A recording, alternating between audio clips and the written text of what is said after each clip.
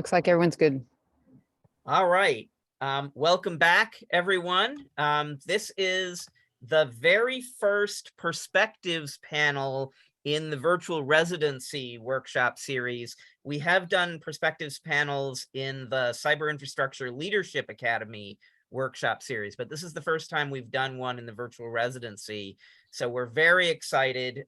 This is the researcher perspectives panel.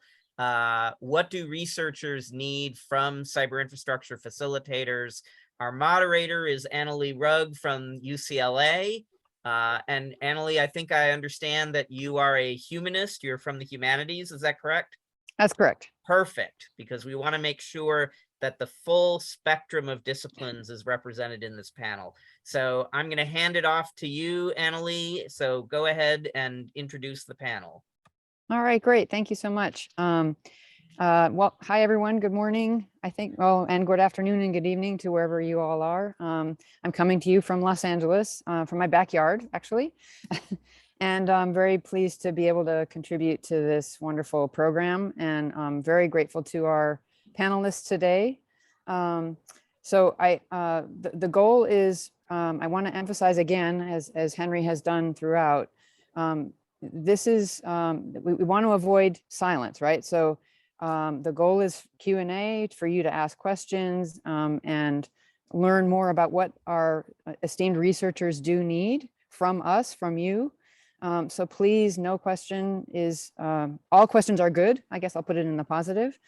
We do have some prepared questions, and I'll start us off with one, but feel free to jump in and start asking questions, whether it's raising your hand or putting it in the chat or just interrupting if there's a pause.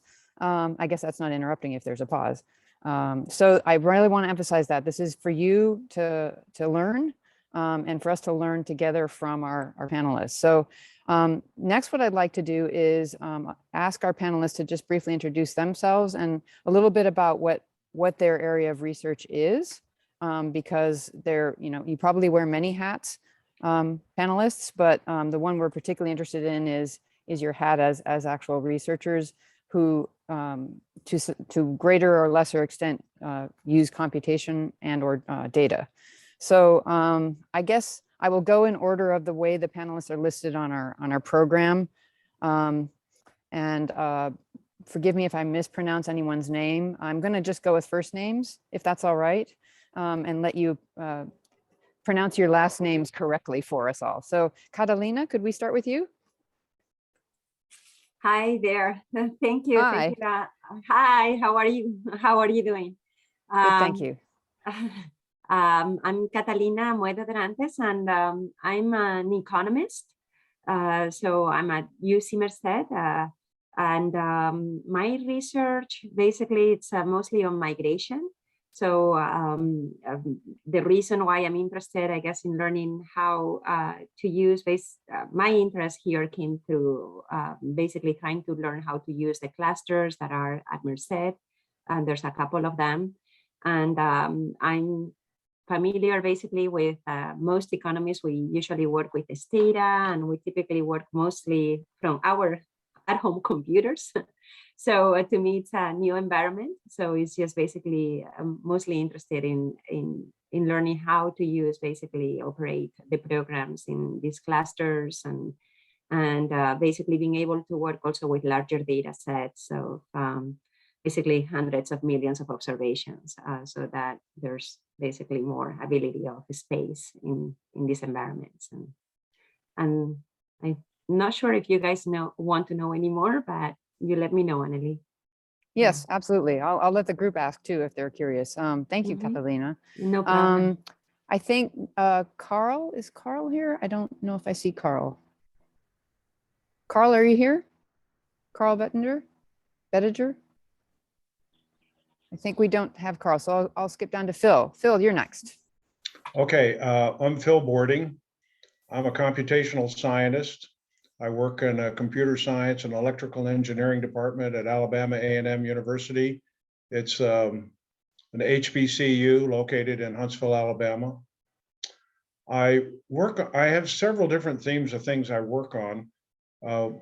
I've spent most of my life working in geophysics, imaging the subsurface of the Earth. And in imaging subsurface of the Earth problems, there are algorithms which are extremely time consuming. So you need high performance computing and parallel computing, which led me into something, well, let me start over. All my life, I've worked on trying to speed up algorithms in hardware.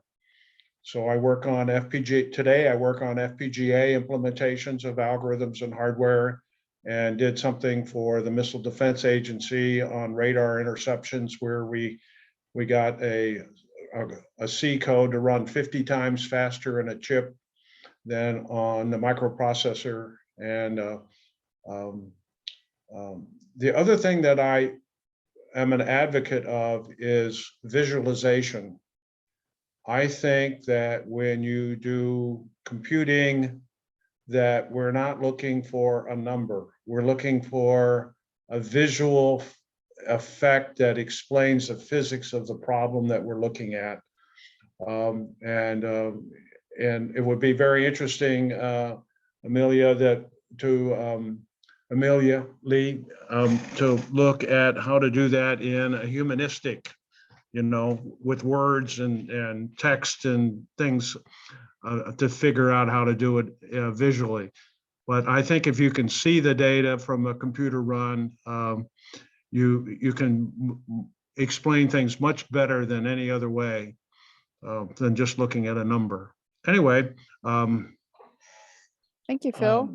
That's wonderful. I also like working with students. And one of the things that I've learned in this discussion for the last couple of days is that when you're a professor and you stand up and talk to a student, you're doing something like an adult to a child or a parent to a child relationship. And when you move into a research community and that person becomes a graduate student and starts becoming somebody that's going to become a professor or something, you need to start treating them like adults, okay? And you need an adult to an adult relationship. So I'll stop there. Thanks, Bill. Looking forward to hearing more. Next is Keith. Morning, Keith. Hi, everyone. Yeah, sorry, it took me a minute to get to my mute button. Good to meet everyone. I'm Keith Brewster. I'm from the University of Oklahoma, Henry's institution, and I do weather research. And in particular, we do a lot of numerical modeling, otherwise known as numerical weather prediction, NWP. And lately, we're doing a lot of ensemble numerical weather prediction. So ensemble NWP is running, ideally you would run 25 or even 50 forecasts with a lot of differences in initial conditions or perturbations in, say, the inner workings of the various parameterizations to get 50 different answers, and then you come up with a consensus solution. So we're actually in the midst of running one of those right now on TAC down in Austin. And then separately, we have something we call nowcasting, which is short-term forecasts of just a couple of hours, focusing on severe thunderstorms and things of that nature. In Dallas area, we run those on Henry's machines here at Oscar at OU. So those are my two kind of areas of HPC use. Great, thank you, Keith. Nice to meet you. If I'm saying this right, AJ, is that correct? Hi, it's Ajay Karani. Sorry about that. Oh, no worries.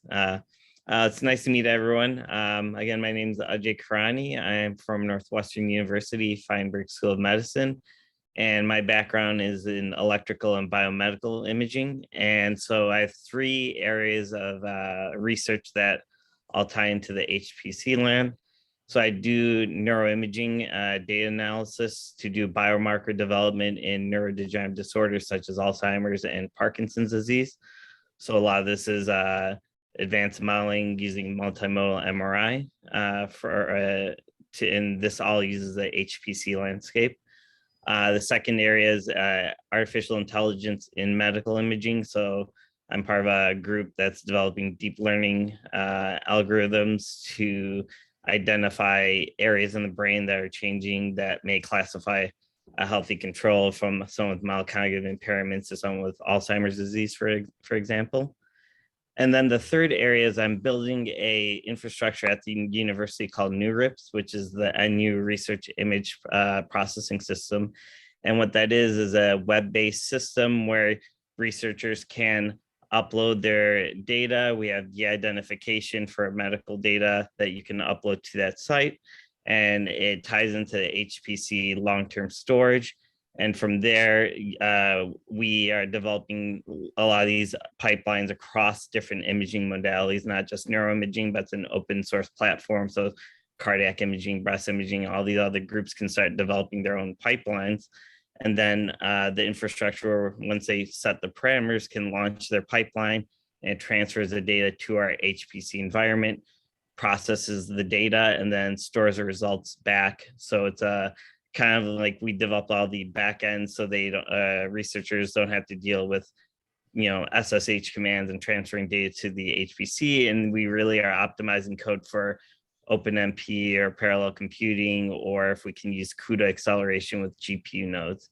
And so these are three of the main areas that I'm involved in. And I just dropped a link so that way you have a link to my website in case you want to get any more detailed information. All right, great. Thanks, Ajay. And then lastly, Ji Hong. Hello everyone, I'm Ji Hong Ma. I'm assistant professor at the University of Vermont. I'm in mechanical engineering department. My research ranges from physics to mechanical engineering. So in terms of physics, I work on a variety of nanomaterials simulations using atomistic simulations, including density functional type binding, density functional theory, and molecular dynamics simulations to study the dynamics and transport properties of nanomaterials, including the crystalline materials as well as polymers. So that's one area of research. Not just I don't just use the computational tools. I also need to develop my own codes to post-process large data using HPC. We coded using OpenACC and as well as MPI. And the other aspect of my research is in continuum mechanics. So we work on a variety of algorithms using finite element analysis and paradynamics to solve the partial differential equations to understand the dynamics of mechanics of structures and materials. So that's my research area, and nice to meet you all. Wow, fascinating. What a group. So that's wonderful. I think, well, so I lead a tech group actually at UCLA, which is sort of embedded in the humanities division. And I myself do not do research. I'm not a researcher. That's not part of my job description, if you will, right? So I'm much more like many of you as a facilitator for that. And my job is to look for solutions and connect our researchers with the resources that we have at UCLA. And it's interesting to do that for the humanities when they cross into higher performance computing and data, large data sets, because a lot of what is set up is not set up for the kind of data that they may be using or the processes that they're looking to run. So kind of advocating for the humanists' needs and how they differ, and also how to work with a humanist who is typically not been brought up using computational methods. And so this is new to them. And so helping to translate is a big part of it. So all the communication discussion that we've been having earlier today and otherwise is resonating quite a bit with me. So that's where I'm coming from. So I can give sort of superficial examples perhaps but I think I probably wouldn't be able to go too deep into answering questions about what a humanist might need from a facilitator. I can do my best. What I'd like to do now is just say, as far as taking questions, I'll do my best to help monitor the chat. If the panelists also see a question that they have an answer for, feel free to just jump in. I don't think if we talk, I think we can all agree if we mistakenly interrupt each other a little bit as panelists, I think that's okay. What I'll do is start with a question that we had prepared just to get the conversation going. And hopefully you in the audience, please, shoot the questions in the chat so that you don't forget them, or feel free to jump in when we've covered something. And panelists, if you do have an answer, feel free to just, I don't know, you can put a little icon up and say, indicate that you have something to say, raise your hand or something, or just jump in. We won't be offended. So we'll do our best to manage it because it's not clear necessarily who's going to have the best answer. Also, if you have a question for a specific panelist, please just address it to that person. And I'll try to facilitate making sure that if others have something to say about it, that we do that. So to some extent, you've already maybe answered this, but just to follow on all of the interesting kind of introductions that you've all given, if you could speak to what extent you see your research dependent on research computing and data services now, and if you see that evolving in the future, both for yourself and also for the larger research community that you work in. So I don't know if anyone particularly wants to start with that question.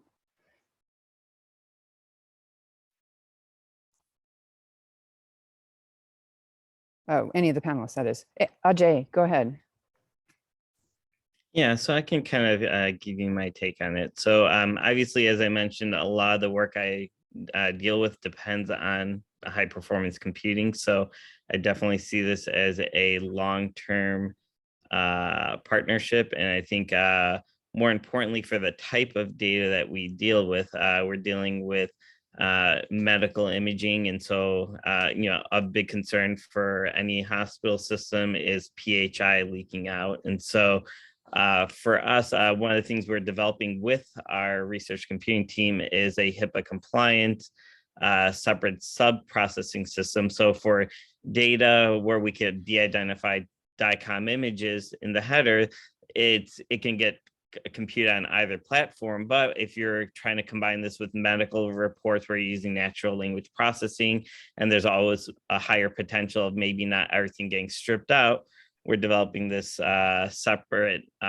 system with the HPC team that is HIPAA compliant, so that way we can facilitate that sort of use case. And then as we look into where things are headed with artificial intelligence, we have a lot of research groups developing AI algorithms, which, in that case, you may use large scale de-identified databases. But if you want to then apply this on, say, a clinical population or something that's in real time in the hospital, again, having that HIPAA compliant space that you could send the data through, process, and send it back for something in a more real-time fashion. I think that having that synergy is very important. And just for the larger play, I think where things are headed is you're going to see some of these hybrid models of having this HPC environment and then adding like cloud bursting options. So in cases where certain projects require more GPUs or other equipment that you don't have at the HPC, or it's a one-off case, I could see a cloud bursting ARM being useful for, say, if you're training something that requires a large number of GPUs, but you're not using that infrastructure all the time, and may be more cost effective for this kind of cloud bursting ARM for some of those one-off projects, whereas you still build out and maintain the HPC environment. Wonderful, thank you. If I can, I'm going to step in. We have another panelist who's joined us, Carl. I want to give Carl a chance to introduce himself briefly. Carl, if you can just say where you're from and what your research typically, where your research typically resides. And then, we've just started the first question, so you haven't missed much. So Great. Thank you, Carl. Hi. Yeah, sorry. So my name's Carl Bettiger. I'm an environmental scientist at UC Berkeley. I'm a theoretical ecologist. I work on forecasting in ecology and decision-making under uncertainty, where we've been using some deep reinforcement learning algorithms. And so the work is typically computational and ranges across a wide variety of platforms, from HPC on campus to Exceed to cloud systems. Great. So I'm going to put you on the spot, Carl, since you've just said that. The question that we're discussing right now is to what extent you see, you've commented on this already a little bit. You see your research dependent on research computing and data services. Clearly, you've said that. How do you see that evolving in the future and in the research community that you work in more broadly? If you have anything to say about my research is completely dependent on computing, and it's a fast-moving environment, and I think that having that kind of adaptability is important. But I think one of the things that's more important than the hardware environments that support that are the human environments that make that possible, particularly in fields like mine that are going from fields that were not computational, where most of the researchers, in my department were typically using, nothing more than a laptop, to suddenly, almost everybody has a need for this level of computing at some point. And it's not just a matter of getting the hardware to do that, right? It's a matter of finding the sort of the expertise and the community that can connect them to the right resources and help them navigate this kind of ever more expanding space. And so having that has been key. I can talk quite a bit about that, but I don't want to. No, that's great. If anyone has follow-up questions on that, that'd be great. And that's very similar actually to what what I'm dealing with in the humanities. So I work in humanities, Carl, and at UCLA, and that's very true for us. Working no experience, very little experience or background working with high-end computation, and now how do I get into this? How do I onboard and the help that I need? And it's really the human resources that are going to be key, and also understanding just how to work with data. So having data science experts as well is really important. All right, back to the question at hand. Catalina, do you have anything to say about where things are going in your field? I think I come from the same background of basically what you were mentioning, Annelie. I think that I'm a social scientist, so I haven't been brought up using these computational methods and higher performance computing. So to me, it's just building that gap, and really, I mean, dealing also with really, everything has gotten bigger. So initially, I mean, we could do all the research with the smaller data sets, but now they are really, really large and vast data sets. When you have to be matching a lot of different firms and workers and different data sets. And so it's just the need for these large computational capabilities is there. And I will definitely have to rely on that. And it's just finding the support to basically, navigate that transition. I think, I feel many times that it's like we're speaking a different language. And so I'm thinking like, okay, is there a way to facilitate this and that transition? So yeah, I think that to me, it's the biggest need is just making the transition there and having the support. Many times I even feel like, oh my God, can there be like a simple YouTube video that we can watch? But yeah, that's how I feel. Yeah. Okay, thank you so much. Mm-hmm. Jihong, do you have anything to say on this topic? Oh yeah, sure. But I thought Keith already raised his hand. Go for it, Keith. Sorry. So you want to? Okay. Yes. Well, I was just going to comment that it's interesting hearing from some of these areas of research that are not traditionally heavily numerical computation dependent. My field has long been associated with numerical computation, sort of like fluid dynamics or a lot of engineering. But at the same time, we're starting to see some of the same issues in terms of the when I was in college. I'm sure younger people are tired of hearing that sort of phrase to start a statement, but we had we took like Fortran programming, and I think it was scheduled for like sophomore year or something like that. And then we had some practical use of that.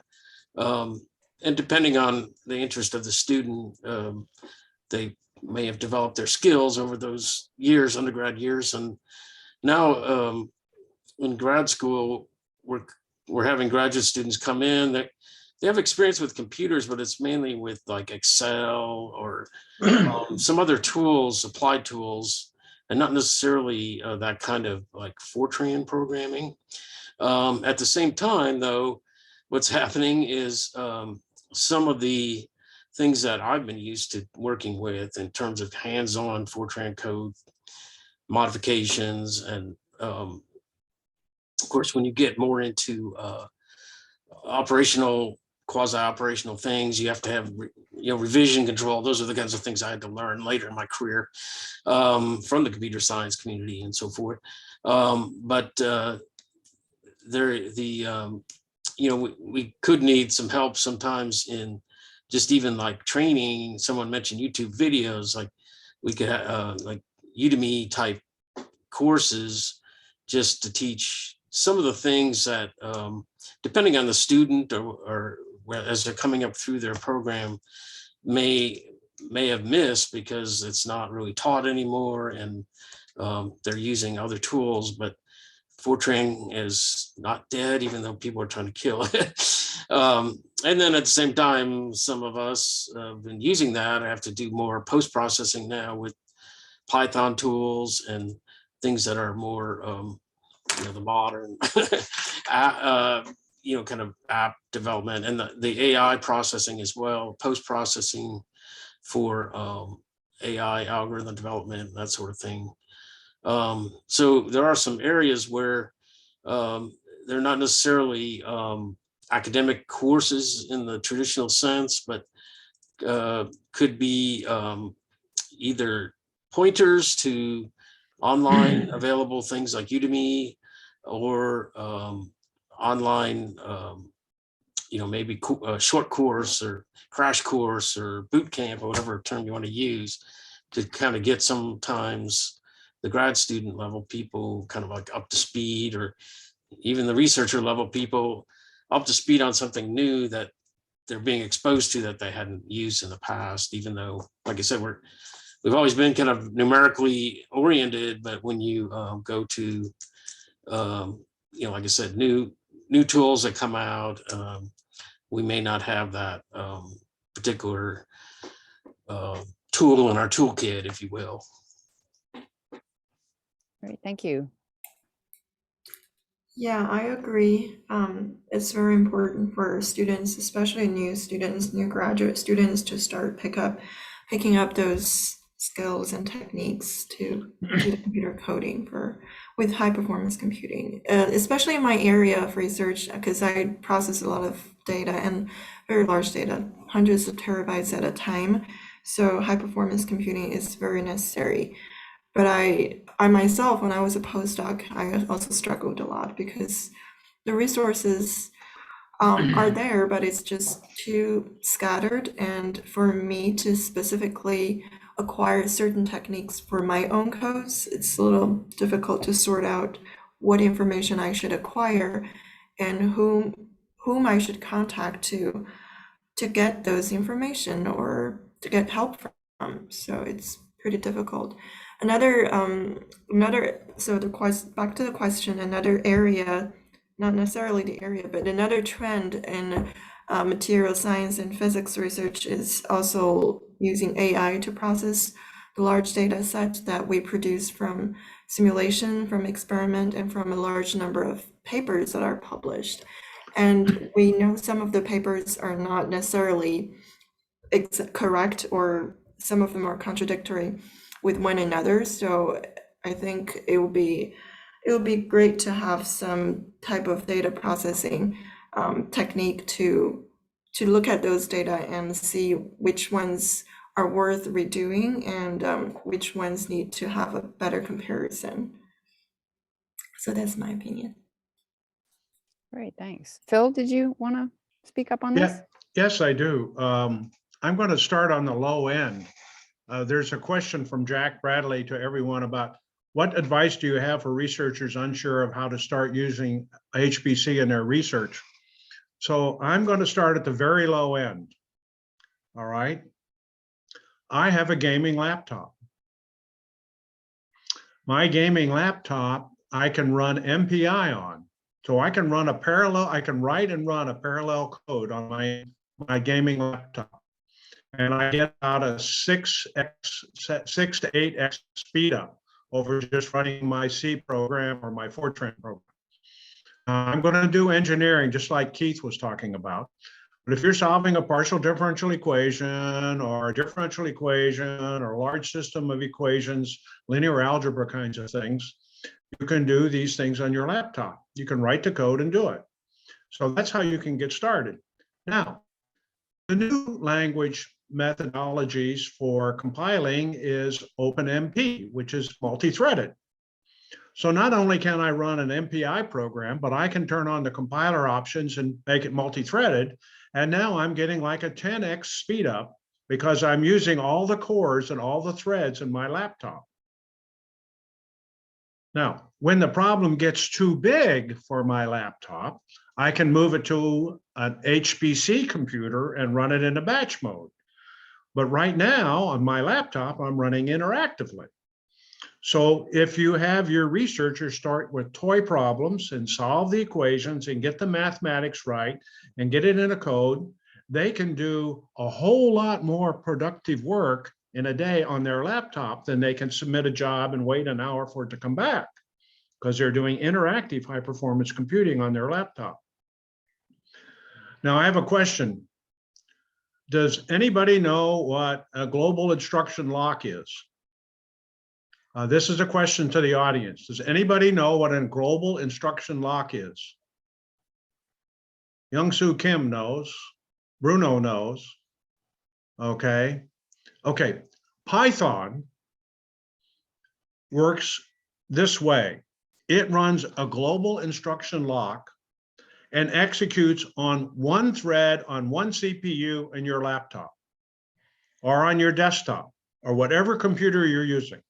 So no matter how fast your new high performance laptop or high performance computing is, you're running on one thread.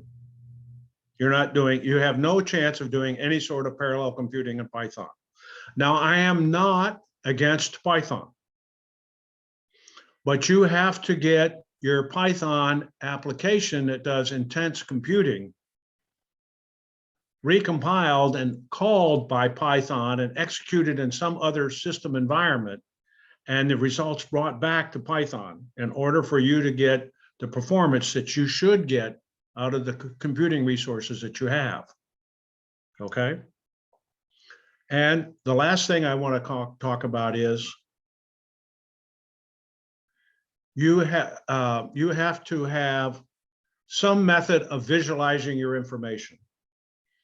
You need to find a method, whether it's in the humanities or in molecular modeling or CFD flow over some airplane wing. You need to visualize. You need to find ways to visualize and work on the visualization. Okay. And I was corrected. It's called the global interpreter lock. I don't know, but at any rate, there are people working on trying to make new Pythons, okay, so that the computing resource that you have that you're running your tool on, whatever it's called, Python or whatever, will work better. But anyway, the key idea for new people is let's get them computing interactively, and then when the problem gets big enough, move it to a high performance computing system, okay? Get them to walk before they have to run fast, okay? Thank you. Thanks, Phil. Carl. Yeah, I think that was a great comment. I want to hop in there. I think that one of the things that's changing is that the old model is that this HPC has to feel totally different than local computing, right? And you go from researchers' familiar laptop experience where it's interactive, you get the immediate feedback, you don't have to worry about, or you don't worry about the details of the software environment. You just let the OS install them or a container install them. We can do that now exactly in our HPC things.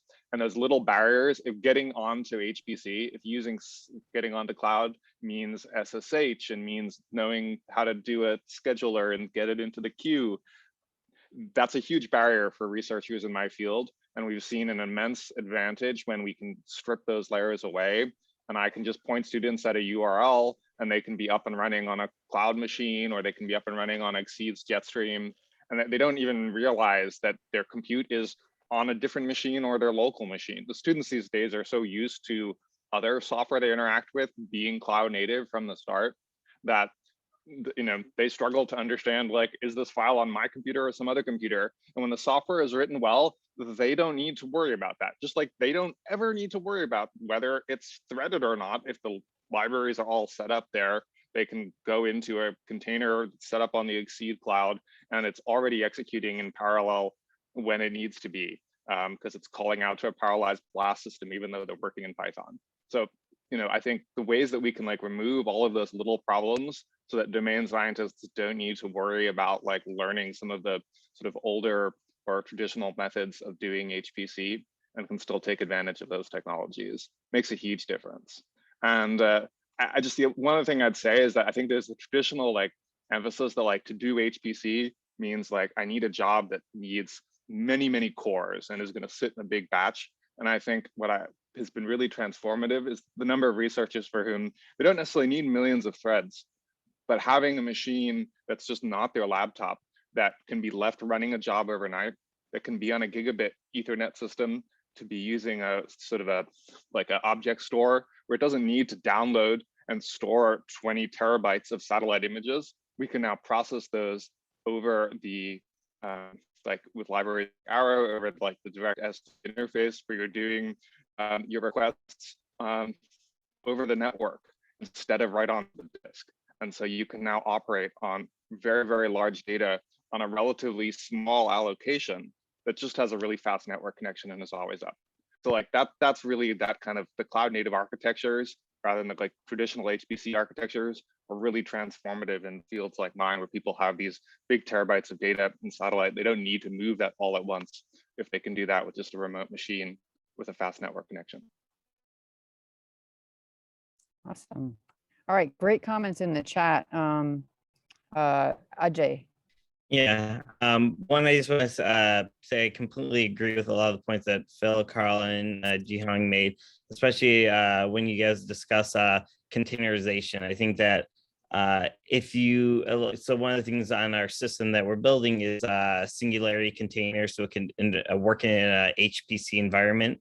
That's one of the differences with AWS and HPC is we have all these root permission issues. So we're taking all of our neuroimaging pipelines, containerizing them. And then one of the added benefits is when an underlying library at the HPC level changes, your code isn't breaking moving forward. And then also for scientific reproducibility, when you publish a paper and someone wants to validate your findings, you have the exact version of the container you ran that publication on. Then you can have them send the data or provide the HPC staff. And I think one of the things is sometimes there's a communication barrier on the researcher articulating the problem and what they're trying to accomplish, and the technician not maybe having a full sense of the technical hurdles they're running into in order to get to the solution. So one of the things we've tried to do with this new RIP system we're building is we've, from the onset, from the very initial meetings, had the HPC team and our facilitators at the earliest meetings possible, so they have a broad scope of all the issues we're running into, and whether they have a solution for a particular problem or not. It's, they come in with solutions when it's needed, such as like MFA and NID authentication, or setting up the VMs, and not necessarily on the imaging pipelines. But I think they have a bigger, when they're engaged at the earlier stages of the meeting or the project, they have an understanding of, oh, hey, this project's involving neuroimaging data. We didn't know that it's not de-identified. You need a HIPAA compliant VM versus a standard VM. And so I think a lot of these technical details are kind of bubble up to the surface the earlier you engage with them. And I think then they are also part of that process and are more engaged to be able to come up with some of these solutions. Yeah, and then the last point was just tying into what Phil said with visualization, and I think that also goes to Jihong's point with the AI model. So one of the things that we're working on is when we develop an AI model is to be able to visualize where in the brain is driving these classifications or whatnot. So we have a sense of, hey, is this like, are they picking a heat map that's outside of the brain and they're just picking some random systemic noise in the image versus actually picking, like the caudate or, some portion of the brain that we know is associated with the disease. So I think that the idea of visualization is key across the fields, and especially in making explainable AI, especially in problems that you could say, this is what's driving these classifications, and you can get that gut check of, is this something that seems plausible, or is it something that, some other thing that the deep learning algorithm is training on that may be site specific and not really relate to the disease process. So those are just a few comments over there. All right, great. Ajay addressed a question that had been asked early on. I wanted to make sure, did anyone else have any other comments on issues you see when you interact with HPC support staff? So as a researcher, any other issues you wanted to comment on there? And specifically, is it technical or personal, or a mix of the both, probably? I'll have something to say. Recently, I've had trouble with passwords on my system, and the IT system takes 2-3 days to do response to my question. But the university has a online third-party contractor that does Zoom meetings, and I get my problems resolved in 5 minutes.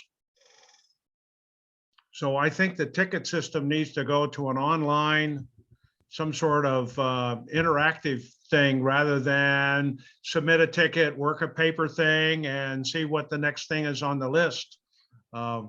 It might greatly improve our productivity. I'll stop. We hear you, Phil. I've heard discussion of chatbots, not with HPC stuff, but yeah, so something a little more, of course, people can't work 24/7, but all right, gone to Zoom instead of emails. Yeah, so your answer is resonating with people. All right, let's see. There was another question I wanted to check on. Oh shoot, where did it go? I lost it. Well, anyone else have another question they want to throw out verbally? While I look for the one that we missed.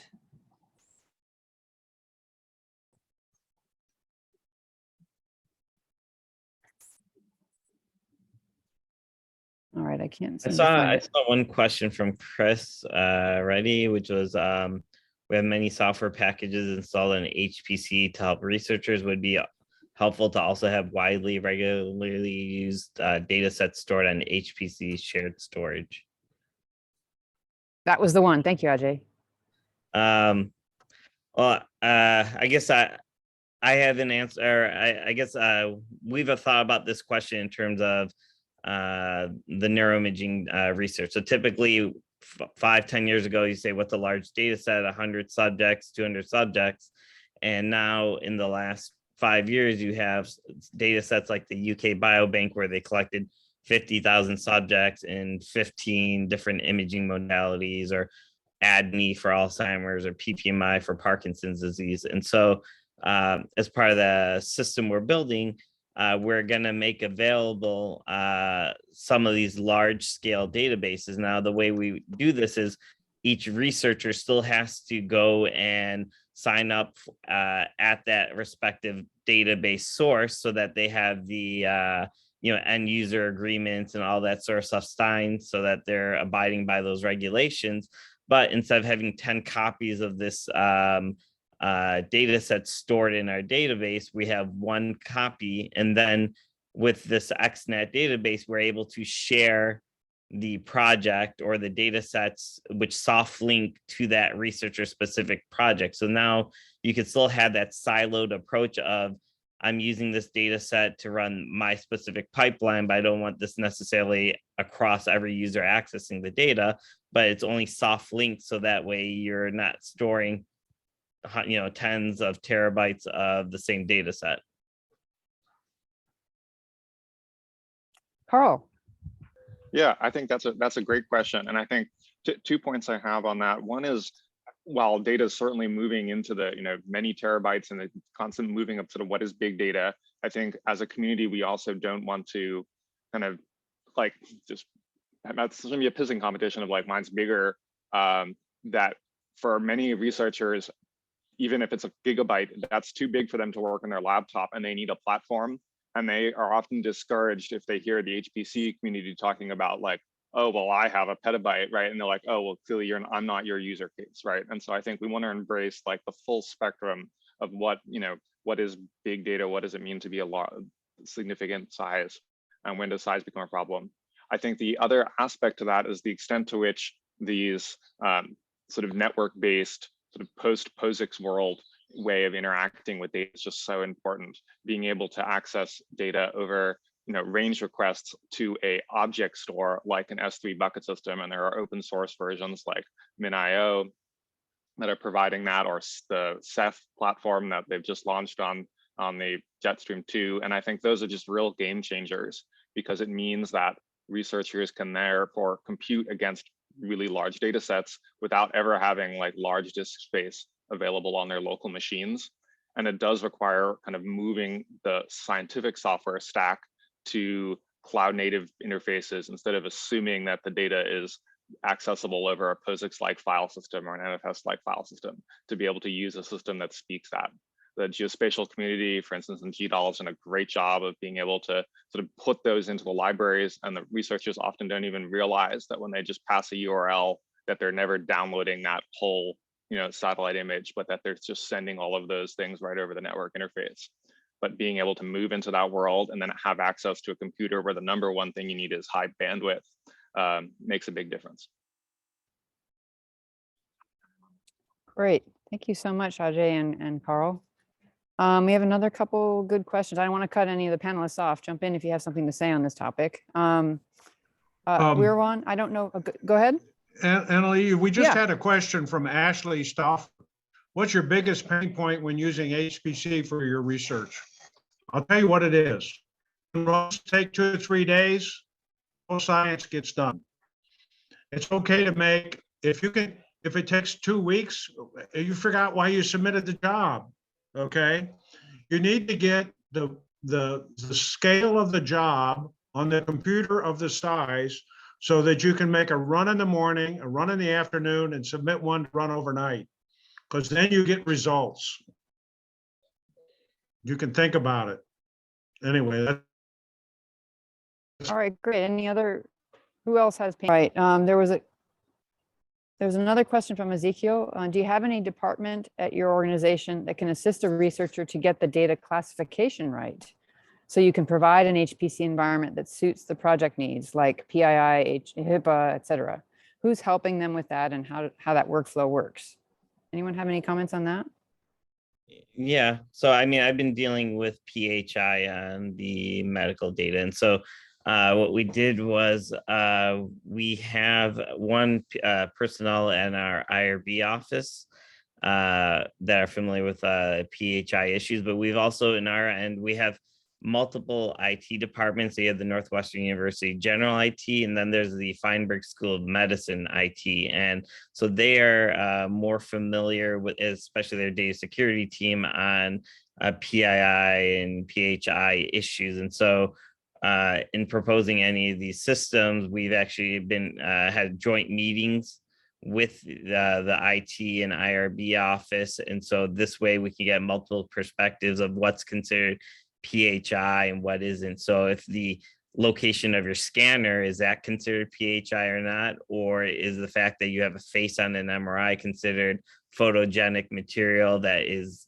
classified as PHI? So a lot of these questions, they can help answer. And the other thing is, it's not always about is a lot of this is they give you techniques on how to mitigate risk. So it's not always that you're going to have something that's HIPAA compliant, but they may put ancillary controls such as firewalls and whitelist access in order to mitigate any risk while you're running things in an HPC environment.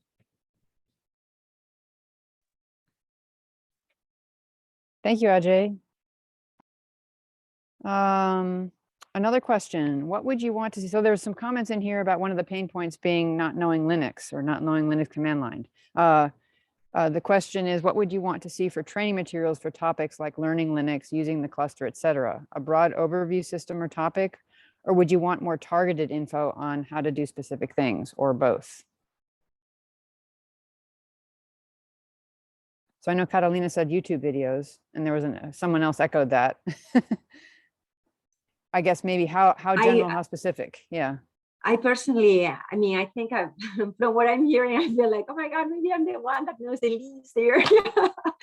But yeah, I mean, I would benefit even from, yeah. And I tried actually, to me, the transition is just going from running different econometric programs in Stata, for example, and basically do different computations of models with data from the computer to basically the cluster. And so that transition basically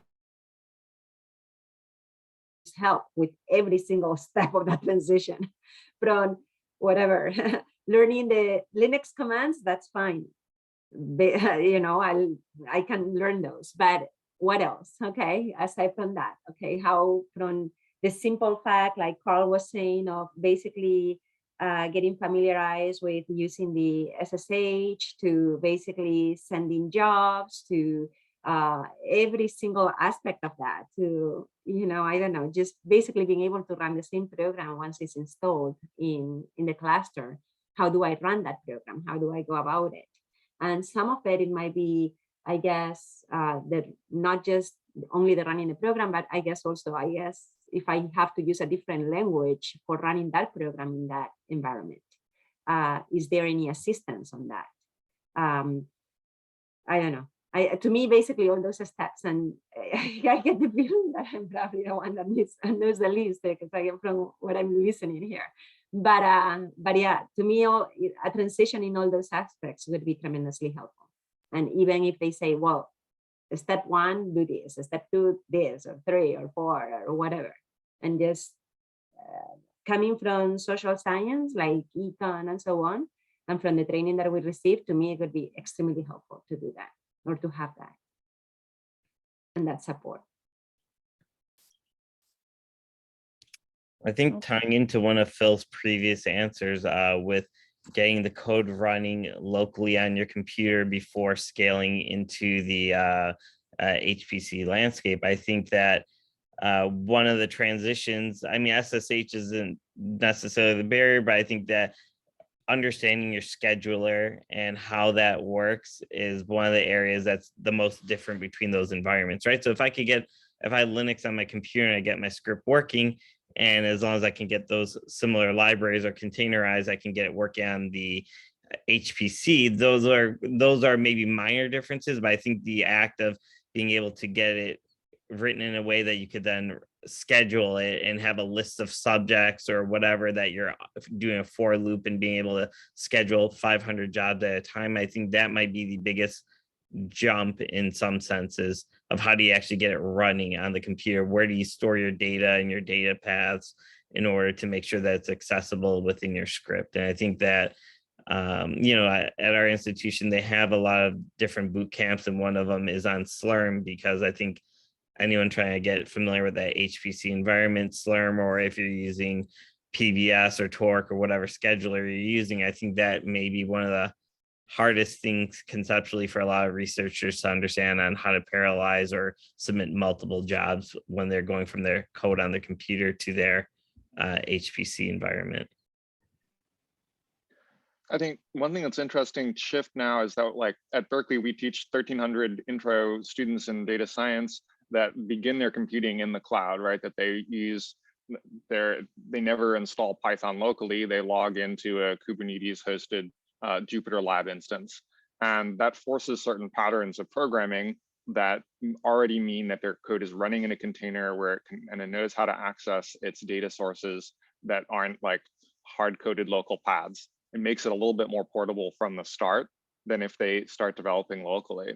Another thing that the students are taught even before they do local computing is they're increasingly expected to have things, for instance, be able to run on, say, GitHub Actions doing a CI check, like that's their automatic homework score.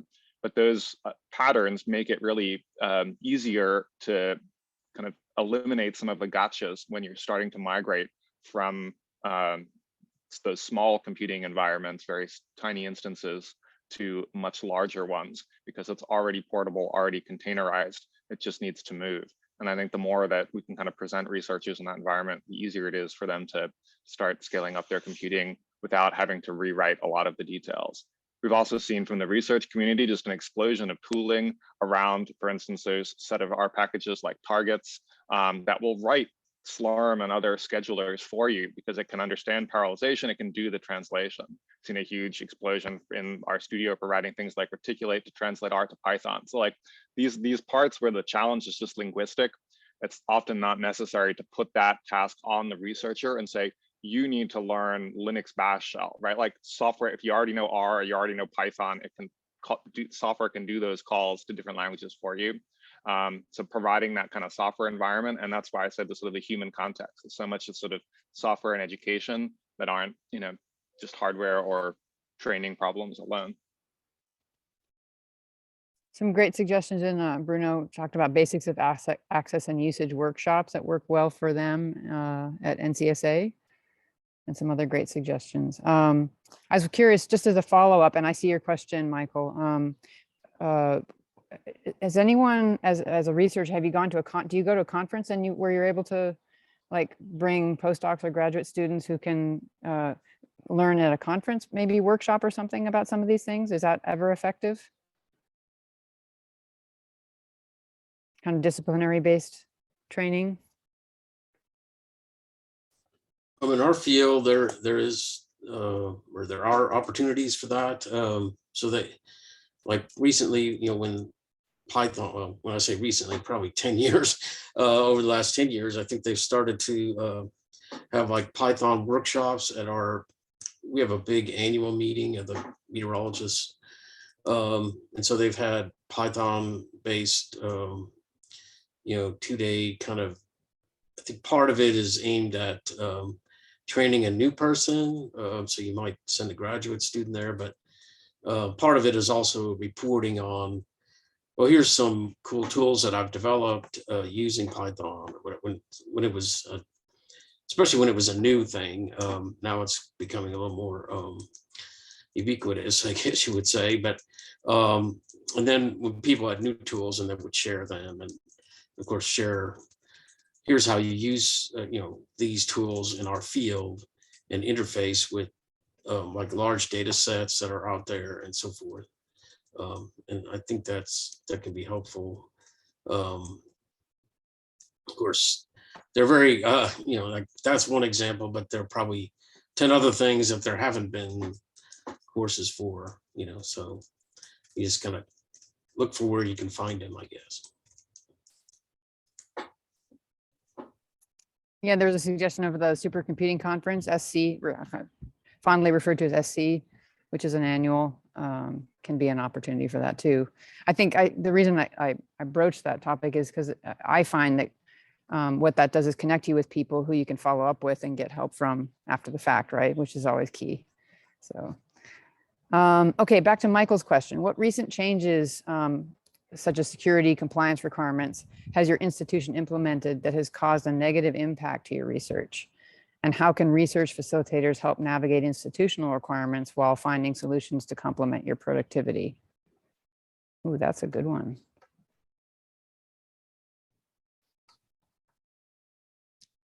I think one thing that is probably gonna, if it hasn't already impacted, it may impact you in the future, is obviously with data breaches and whatnot, having multi-factor authentication.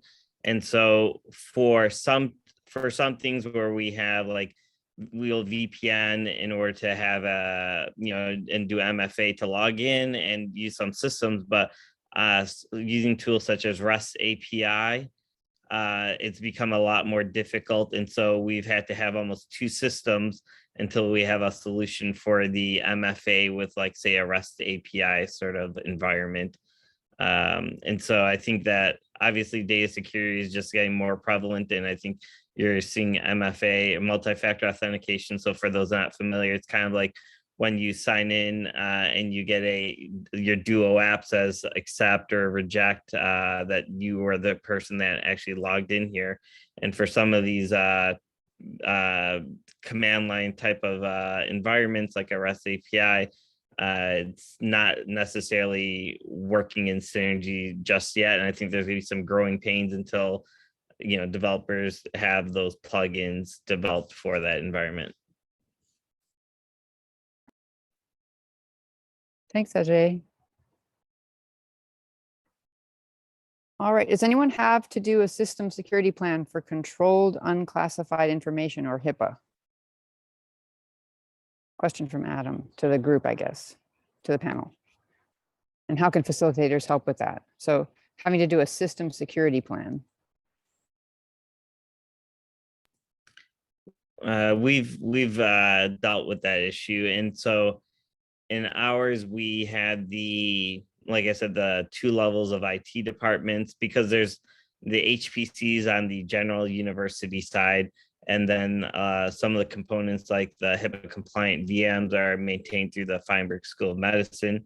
And so what we've done is we've had 30-person IT meetings where we're kind of going through our entire workflow, identifying any potential issues, such as where we would need this additional firewalls or whitelisting procedures. And it was kind of vetted through both departments because they each had different concerns. And then now as we expand into the hospital system, which has its own separate IT, now that we have these two entities on board, we're having a third review to be able to streamline the process of getting data from the hospital through our de-identification system onto our platform that's at the university, which ties into the HPC. And so it's definitely not easy because, you're trying to field questions that are a wide range of security issues from different points of view. But I think it's, if you're building something to last, this is the only way to kind of move forward. Thank you, Ajay. Ashley's agreeing with you, and Henry says something about they've been working for quite some time on legally regulated enclaves, so they're on the roadmap.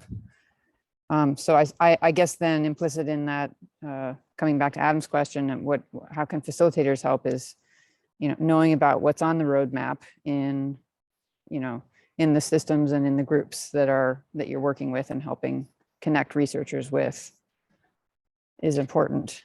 So I guess coming back to that original sort of policy related question as well, like maybe research facilitators having periodic,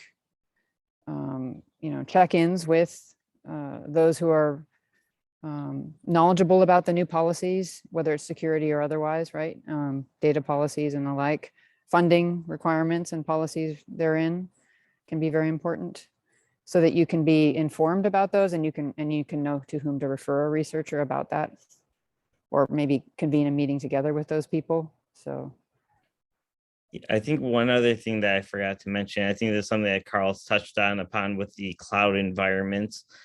So for instance, from our HPC, we have like Globus for data transfers, and they have a global connector to AWS. And so that's still considered within the firewall for certain jobs.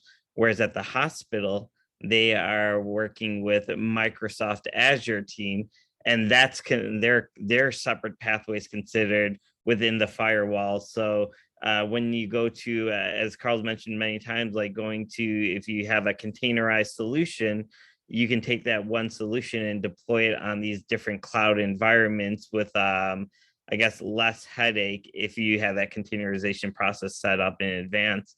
And then it doesn't matter if it's Microsoft Azure by the hospital or Amazon by the university, you're still being able to be with what's considered within the firewall for those respected institutions without having to reinvent the wheel, so to speak.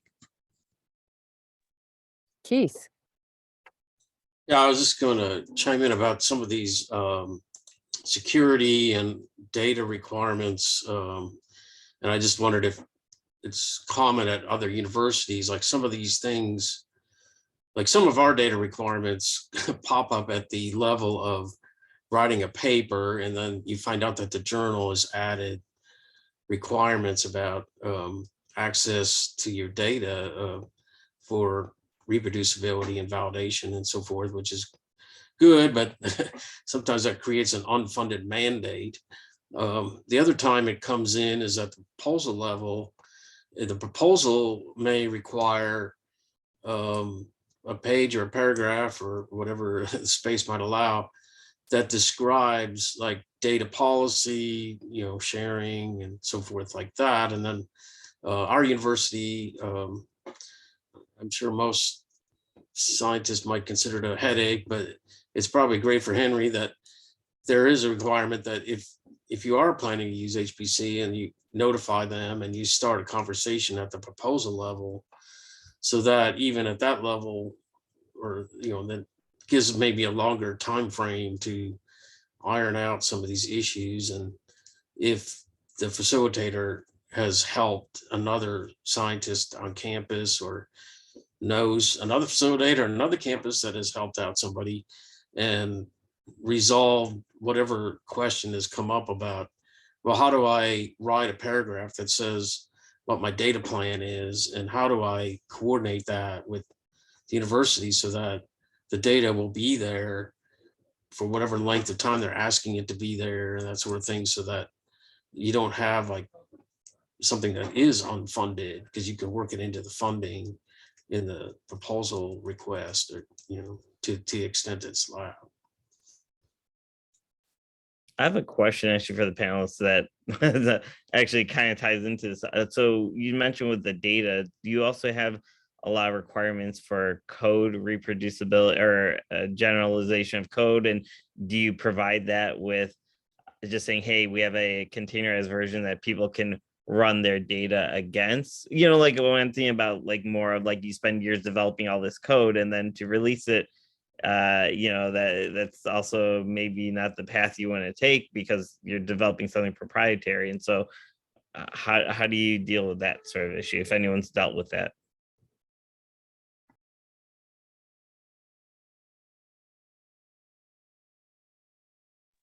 I can't speak to the proprietary thing, but certainly it's a pain point when researchers are like, now I need to make this open and reproducible. Like after I've written the paper, no one wants to do that, right? Like there has to be a win, like while you're still working on the code. There's been some nice examples with like there's an NSI project called Tail, which is providing kind of a containerized environment to help people like make their work more reproducible, but you could also use it to like help your collaborators like run. So I think anywhere where there's a win early on and it's not like do extra work now that your paper has been accepted, because that never works. Thanks. Something sort of specific to Ajay, but also maybe more generally a comment from Michael. If your medical center and university are one entity, or if you're split, and I guess one pain point with this person has been, with Michael at Vanderbilt, has been that the researchers who cross both are falling in the cracks. So is that something that happens with you or not? Yeah. So our university and our medical school are two separate entities. And so they have different policies. And then there's also historical, people that work well together and people that don't. And so I think it is difficult to navigate when you're trying to initialize a new project that spans across both entities. But the one technique I think that I've felt that has worked well in my favor is that instead of going to the IT departments of these different entities and just say, this is what we're doing, we already implemented, you have no say, take it or leave it. We kind of try to engage with them at an early stage so everyone kind of has buy-in. And I think that when you give everyone a seat at the table, even if you have your direction you want to go, if you provide the environment where they have a space to say what they're doing during the decision process, I feel like people are generally more willing to work with each other and try to get a unified solution versus If you just kind of say, this is the only way we're building this, and we just want to implement in your system and not really give them that space to address their concerns, because everyone has a different concern based on their own organization, things that have happened in the past that may have happened on one organization, not the other. But I agree, it is definitely a difficult landscape when they're not merged together.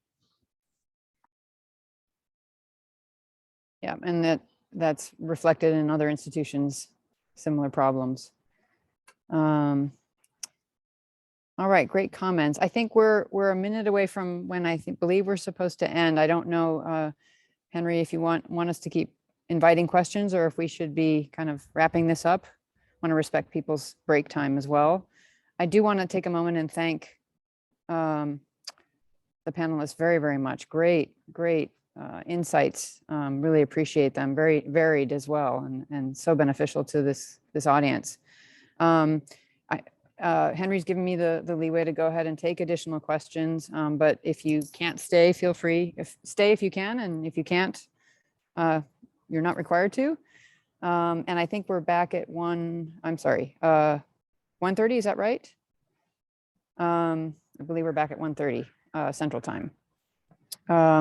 Yes, 1:30 Central. Okay.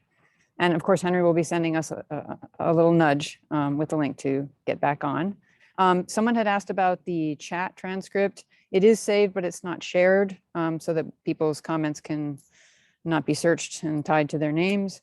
So, if there's a reference that you really, really wanted to get, we can probably get it for you. And just keep note of who shared the wonderful resource, and you can follow up. Another great thing about these workshops is the connections that we make with each other. So good excuse to reach out and say, hey, you said something really wonderful and I wanted to follow up on that. So thank you, Jihong, very much. Thank you, Keith, Phil, Catalina, Ajay, and Carl. I think that's everybody. Did I get everybody? We really, really appreciate your time, and your contribution really helps. All of the audience is very pleased with the conversation, and really, gives some insight into how we can all do this job better and be there better for you. I'm not seeing any additional questions, so yeah, I think we're good for today, for this point. Thank you all so very much. Have a wonderful rest of your day and week, and hopefully we'll continue the good conversation online and offline. Thank you so much for leading that panel, Annalie, and thank you to all of the panelists. Y'all were fantastic. I agree 100% with what Annalie said about how valuable this panel was. Just amazing insights that you all have shared, and I know experience and wisdom that in many cases came at a heavy price. So we appreciate you sharing that with us, so that instead of us making the same mistakes, we can make exciting new mistakes. Let me go ahead and shut off the recording.